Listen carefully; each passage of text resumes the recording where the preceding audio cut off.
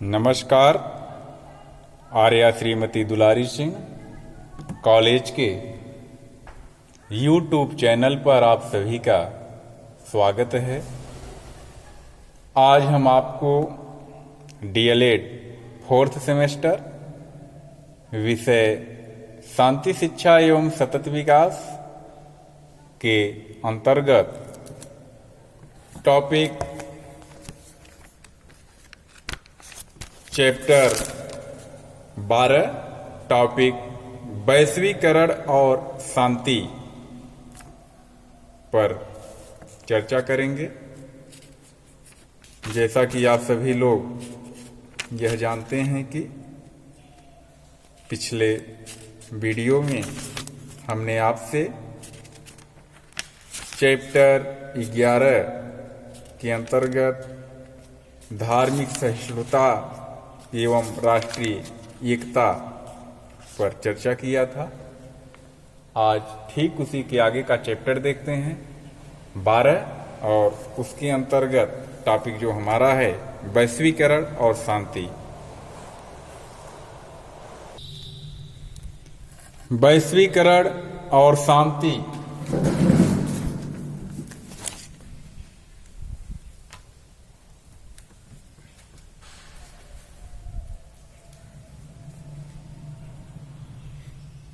एक परिवार, समाज व राष्ट्र के लोगों में आपसी संबंध, प्रेम व सद्भाव पर आधारित होने आवश्यक हैं, जिससे वे मिलजुल कर एक दूसरे के सुख दुख, प्रगति आदि में सहभागी हो सकें। जिस प्रकार भारत जैसे विविधता वाले देश के लिए यह आवश्यक है, वैसे ही प्रत्येक राष्ट्र के लिए यह आवश्यक है।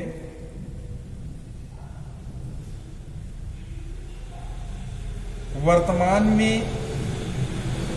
वैज्ञानिक एवं तकनीकी प्रगति के फलस्वरूप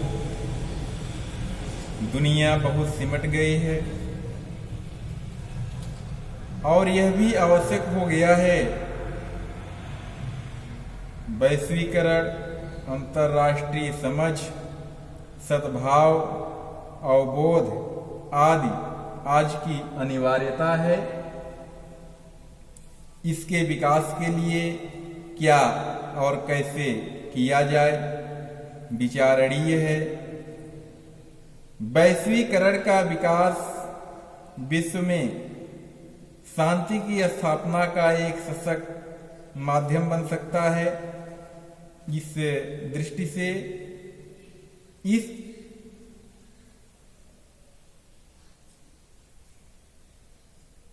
वैश्वीकरण के जो अभिप्राय हैं, आइए देखते हैं वैश्वीकरण का क्या अभिप्राय है। वैश्वीकरण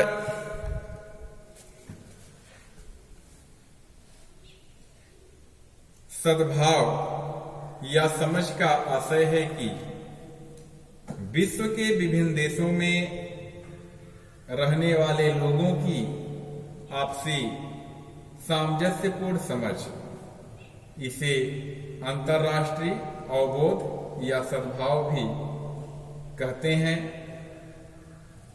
इसका संबंध उस भावना से है जो व्यक्तियों को राष्ट्रीय सीमा से उठाकर समस्त विश्व का नागरिक बना देती है। जिस प्रकार एक देश का नागरिक अपने देश और देशवासियों के प्रति प्रेम, सहानुभूति एवं सम्मान का भाव रखता है, उसी प्रकार विश्व के नागरिक से यह अपेक्षा रहती है कि वह समस्त विश्व और उसके निवासियों के प्रति प्रेम, सहानुभूति एवं सम्मान का भाव रखे।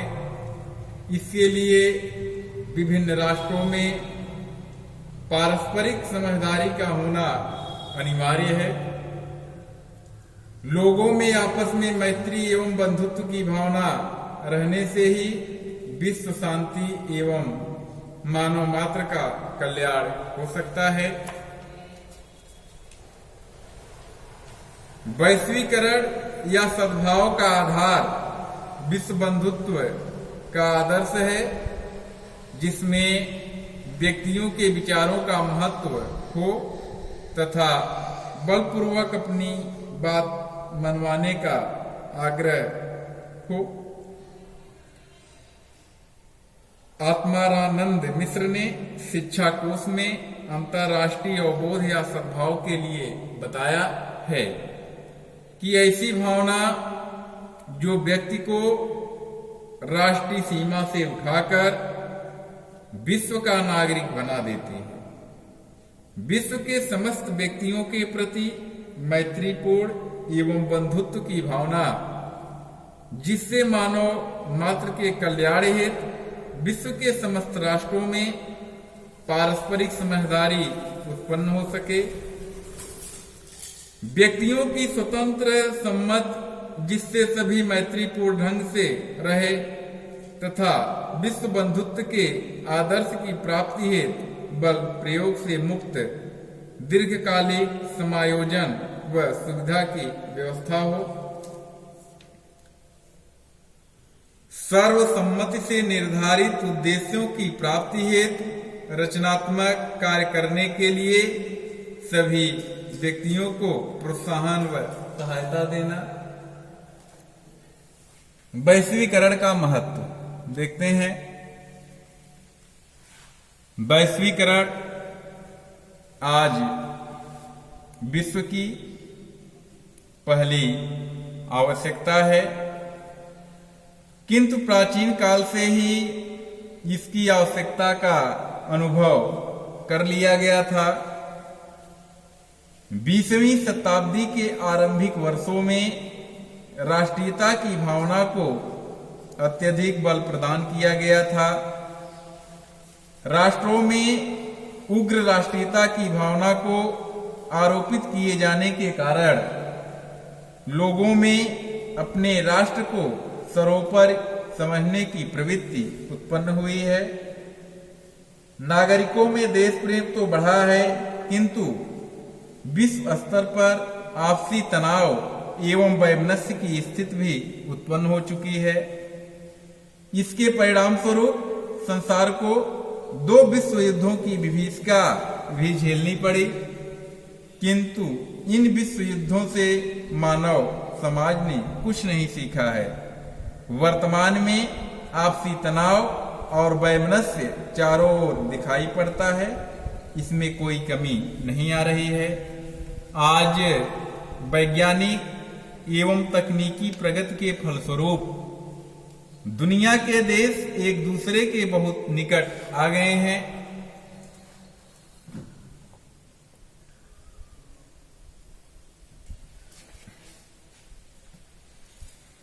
एक स्थान से दूसरे स्थान तक बहुत कम समय में पहुंचा जा सकता है और सूचनाओं का आदान प्रदान शीघ्रता पूर्वक किया जा सकता है। एक स्थान की घटनाएं एवं समस्याएं दूसरे स्थान को तत्काल प्रभावित करती हैं। एक राष्ट्र द्वारा उत्पन्न समस्याओं का प्रभाव अन्य राष्ट्रों को भी झेलना पड़ता है। वर्तमान में अपनी आवश्यकताओं के लिए एक राष्ट्र को दूसरे राष्ट्र के उत्पाद की आवश्यकता होती है। दूसरे शब्दों में कहें, आज कोई भी राष्ट्र, चाहे वह विकसित हो या विकासशील हो अथवा अविकसित हो, अपनी आवश्यकताओं के लिए आत्मनिर्भर नहीं है, वरन उसे इसके लिए अन्य राष्ट्रों के सहयोग की आवश्यकता होती है। आज विश्व में समानताओं के साथ साथ असमानताएं भी बहुत हैं। देशों में रहन सहन, भाषा, आर्थिक प्रगति की दृष्टि से पर्याप्त भिन्नता है, फिर भी कोई देश, चाहे वह छोटा हो या बड़ा, अमीर हो या गरीब, विकसित हो या विकासशील, विश्व से अलग कटकर नहीं रह सकता है। आणविक हथियारों की होड़, हिंसा, अशांति, मानवाधिकारों की सुरक्षा, नवीन अंतर्राष्ट्रीय अर्थव्यवस्था, पर्यावरण प्रदूषण जैसी समस्याएं सबकी चिंता का विषय है।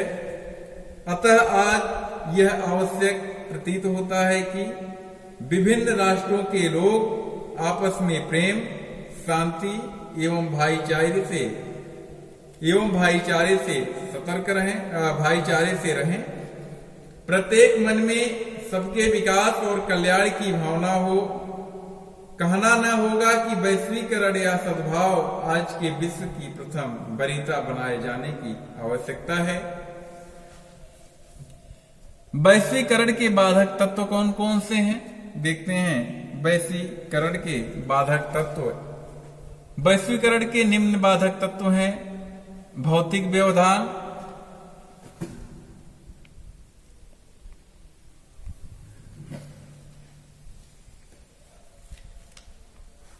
विश्व में प्रत्येक राष्ट्र की सीमा रेखा है।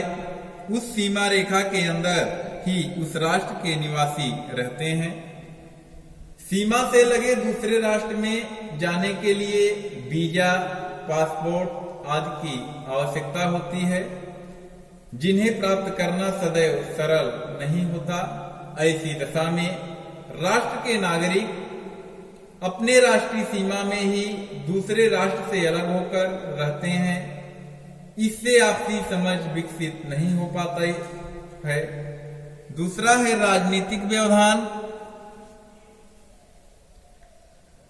कई बार प्रखर राष्ट्रवादी विचारधारा के कारण अपने देश को दूसरे की अपेक्षा श्रेष्ठ मानने का भाव नागरिकों में हो जाता है। इस कारण एक दूसरे के प्रति सद्भाव का विकास नहीं हो पाता है। आर्थिक व्यवधान, इकोनॉमिक बैरियर्स। विश्व के सभी राष्ट्र आर्थिक विकास के एक समान स्तर पर नहीं होते।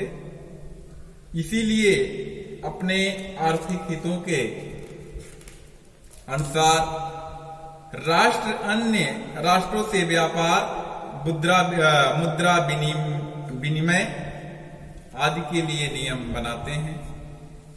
इससे भी आपसी हित में समझ में कटुता आ जाती है, जिससे वैश्वीकरण के विकास में बाधा उत्पन्न होती है। भाषाई व्यवधान,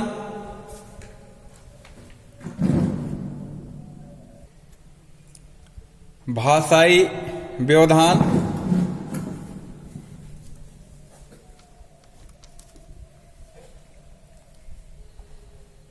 राष्ट्रों की भाषा में अंतर के कारण भी उसके नागरिक आपस में अधिक संवाद एवं मेल जोल नहीं कर पाते हैं। यह भी आपसी समझ हेतु उचित नहीं रहता है। धार्मिक एवं सांस्कृतिक व्यवधान, रिलीजियस एंड कल्चर बैरियर्स राष्ट्रों में धार्मिक एवं सांस्कृतिक भिन्नता दिखाई देती है। इसके कारण उनके रहन सहन, पूजा पाठ, मान्यताओं, मूल्यों, कला, संगीत आदि में अंतर रहता है। इस कारण भी वैश्वीकरण में बाधा आती है। मनोवैज्ञानिक व्यवधान, साइकोलॉजिकल बैरियर्स, अज्ञानता, व्यक्तिगत स्वार्थ, पूर्वाग्रह आदि के कारण कई बार लोग दूसरे के प्रति घृणा एवं क्रोध का भाव विकसित कर लेते हैं। वे समझते हैं कि इससे उनका राष्ट्रीय हित सुरक्षित रहेगा। अपने को श्रेष्ठ समझने और दूसरे को अपने अधीन करने की भावना के कारण राष्ट्र हथियारों को एकत्र करते हैं। कभी कभी युद्ध भी इसका परिणाम होता है। उपयुक्त से स्पष्ट है कि वैश्वीकरण के विकास में भौतिक, राजनैतिक, आर्थिक, भाषा, धर्म एवं संस्कृत आदि संबंधी व्यवधान आते हैं। इन सब के साथ मनोवैज्ञानिक तत्व भी इसमें बाधक होता है। शांति में वैश्वीकरण की भूमिका। शांति स्थापना में वैश्वीकरण की क्या भूमिका होनी चाहिए, देखते हैं। वैश्वीकरण ने विश्व के विभिन्न देशों को परस्पर करीब लाने का कार्य किया है। इसके परिणाम स्वरूप बहुत सी आवश्यकताओं की पूर्ति के लिए एक देश से दूसरे देश पर निर्भर करने लगे तथा एक देश की अर्थव्यवस्था का प्रभाव अन्य देशों में भी पड़ने लगा।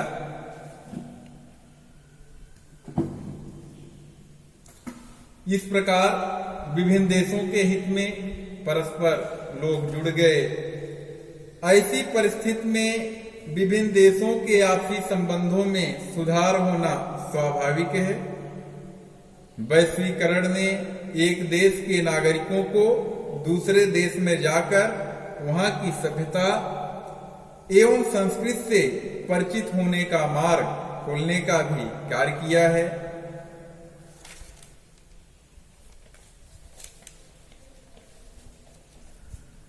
वैश्वीकरण एवं शिक्षक। शांति के लिए वैश्वीकरण अनिवार्य है। अतः शांति की शिक्षा में वैश्वीकरण की विषय वस्तु को भी सम्मिलित किया जाना चाहिए। शांति की शिक्षा विद्यालय के समस्त कार्यक्रमों एवं वातावरण के माध्यम से बालकों को दी जाती है। अतः शिक्षकों का विशेष दायित्व हो जाता है। इसके लिए शिक्षकों को निम्नांकित बिंदुओं का ध्यान रखना आवश्यक है। जैसे शिक्षक का स्वयं का दृष्टिकोण वैश्वीकरण की भावना का पोषक है। शिक्षक को शिक्षण से पूर्व यह विचार कर लेना चाहिए कि किन किन पाठों के अध्यापन के समय अंतर्राष्ट्रीय सद्भाव का दृष्टिकोण विकसित करने का प्रयास हो सकता है और उसे किया जाएगा। शिक्षक को किसी देश के प्रति भ्रामक टिप्पणी, जैसे अफ्रीका के लोग जंगली होते हैं, टुंड्रा प्रदेश में लोग कच्चा मांस खाते हैं, आदि नहीं करनी चाहिए। उसे तथ्यों की शुद्धता का ध्यान रखना चाहिए। रहन सहन, आचार विचार आदि में अपने से भिन्नता का कारण वातावरण में भिन्नता होना बताया जा सकता है। संसार के विभिन्न राष्ट्र जिन कार्यों को एक दूसरे की सहायता से संपन्न करते हैं, जैसे उद्योगों की स्थापना, शैक्षिक आदान प्रदान, सांस्कृतिक संबंधों का सुदृढ़ीकरण, आयात निर्यात, प्राकृतिक आपदाओं के समय सहायता कार्य आदि के संबंध में चर्चा करके परस्पर निर्भरता एवं सहयोग की आवश्यकता स्पष्ट की जा सकती है। इसके साथ ही देश की प्रदूषण की समस्या दूसरे देश को कैसे और क्यों प्रभावित करती है, प्राकृतिक एवं राजनैतिक परिवर्तन पृथ्वी पर क्यों होते हैं, इसी प्रकार की तमाम समस्याएं प्रस्तुत करते हुए विद्यार्थियों का ध्यान वैश्वीकरण अथवा अंतर्राष्ट्रीय सद्भाव की ओर आकृष्ट किया जा सकता है।